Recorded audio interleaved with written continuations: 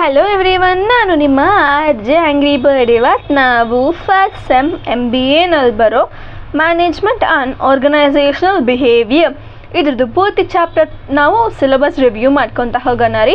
ಮತ್ತು ಇದು CBCS syllabus ಆಗಿರತ್ತೆ ಆ್ಯಂಡ್ ಕರ್ನಾಟಕ ಸ್ಟೇಟ್ ಓಪನ್ ಯೂನಿವರ್ಸಿಟಿನೂ ಆಗಿರತ್ತೆ. ಆ್ಯಂಡ್ ವಿಡಿಯೋ ಹೊಲಗೆ ಹೋಗೋಕ್ಕೆ ಮುಂಚೆ ನನ್ನ ಚಾನಲ್ ಆರ್.ಜೆ ಆಂಗ್ರಿ ಬರ್ಡ್ ಕನ್ನಡಗೆ ಸಬ್ಸ್ಕ್ರೈಬ್ ಮಾಡಿಕೊಂಡು ಪಕ್ಕದಲ್ಲಿರೋ ಬೆಲ್ ಐಕಾನ್ ಕ್ಲಿಕ್ ಮಾಡಿ ಇಟ್ಕೊಳ್ಳಿ. ನಿಮ್ಗೆ ಇಷ್ಟ ಆಗಿರೋ ಎಲ್ಲ ಸೋಷಿಯಲ್ ಮೀಡಿಯಾದಲ್ಲೂ ನಮ್ಮ ಅಕೌಂಟ್ ಇರುತ್ತೆ, ಅಲ್ಲಿಯೂ ಸಹ ನೀವು ನನ್ನ ಫಾಲೋ ಮಾಡ್ಕೋಬೋದು. ಸ್ಟ್ರೈಟ್ ಅವಾಗ ನಾವು ವಿಡಿಯೋ ಹೊಲಗೆ ಹೋಗೋಣ. ಆ್ಯಸ್ ಯೂಶುವಲ್ ಎಲ್ಲ ಸಬ್ಜೆಕ್ಟಲ್ಲಿ ಇರೋಂಗೆ ಇದರಲ್ಲೂ ಸಹ ನಮಗೆ 4 ಚಾಪ್ಟರ್ಸ್ ಬರುತ್ತೆ. ಅದರಲ್ಲಿ ಈಚ್ ನಮಗೆ 4 ಯೂನಿಟ್ಸ್ ಬರುತ್ತೆ ರೀ. ಅದರಲ್ಲಿ ಫಸ್ಟ್ ಯಾವುದು ಅಂದರೆ ಮ್ಯಾನೇಜ್ಮೆಂಟ್ ಕಾನ್ಸೆಪ್ಟ್ ಅಂತ ರೀ. ಈ ಮ್ಯಾನೇಜ್ಮೆಂಟ್ ಕಾನ್ಸೆಪ್ಟಲ್ಲಿ ನಾವು ಏನೆಲ್ಲ ನೋಡ್ಕೊಂಡು ಹೋಗ್ತೀವಂದರೆ like process of management, evaluation of management and various principles contributed by management, Guru 3rd unit, and skills of managers and planning approaches to planning, steps in planning. ಇದು ಪೂರ್ತಿ ನಾವು first ಯೂನಿಟಲ್ಲಿ ನೋಡ್ಕೊತಾ ಹೋಗ್ತೀವಿ.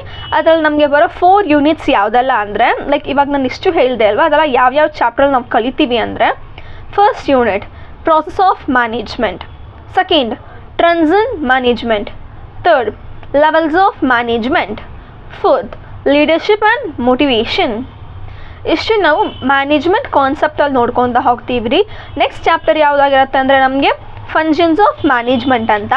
ಇದರಲ್ಲಿ ನಮಗೆ ಲೈಕ್ ನೀವೆಲ್ಲ PU ಇಂದ ಡಿಗ್ರಿಯಿಂದ ಏನೆಲ್ಲ ಓದಿದ್ದೀರಾ, like planning, organising, staffing, controlling ಅಂತೆಲ್ಲ ಬರುತ್ತಲ್ವ, ಅದರದ್ದೇ ನಾವಿಲ್ಲಿ ತುಂಬ ಕ್ಲಿಯರಾಗಿ ನೋಡ್ಕೊತಾ ಹೋಗ್ತೀವಿ.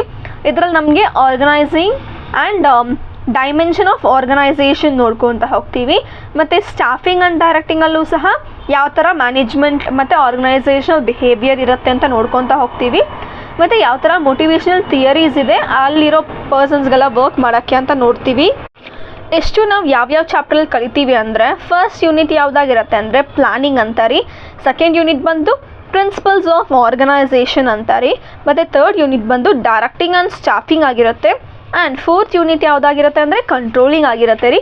ಇಷ್ಟು ನಮಗೆ ಫಂಕ್ಷನ್ಸ್ ಆಫ್ ಮ್ಯಾನೇಜ್ಮೆಂಟಲ್ಲಿ ನೋಡ್ಕೊತಾ ಹೋಗ್ತೀವಿ. ನೆಕ್ಸ್ಟ್ ನಮ್ಗೆ ಬರೋ ಚಾಪ್ಟರ್ ಯಾವುದು ಅಂದರೆ ಆರ್ಗನೈಸೇಷನಲ್ ಬಿಹೇವಿಯರ್ ಅಂತ ರೀ.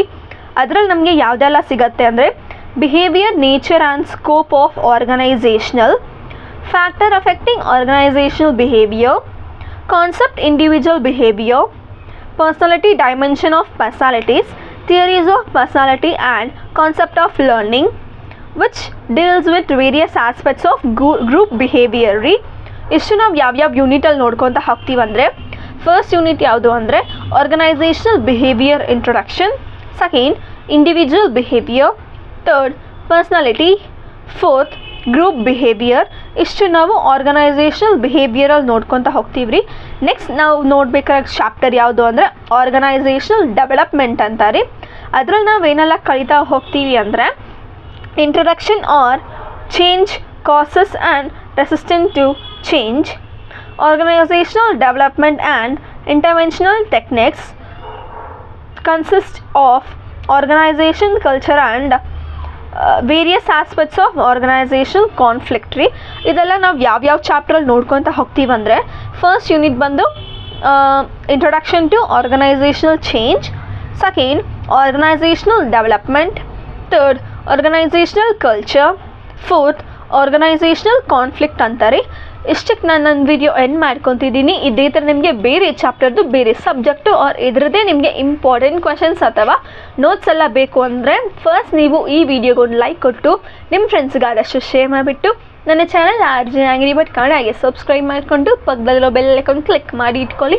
ನಿಮ್ಗೆ ಇಷ್ಟ ಆಗಿರೋ ಎಲ್ಲ ಸೋಷಿಯಲ್ ಮೀಡಿಯಾದಲ್ಲೂ ನಮ್ಮ ಅಕೌಂಟ್ ಇರುತ್ತೆ, ಅಲ್ಲೂ ಸಹ ನೀವು ನನ್ನ ಫಾಲೋ ಮಾಡ್ಕೋಬೋದು. ಇದೇ ಥರ ಇನ್ನೊಂದು ಒಳ್ಳೆ ವಿಡಿಯೋದಲ್ಲಿ ಸಿಗೋಣ. Cheers all.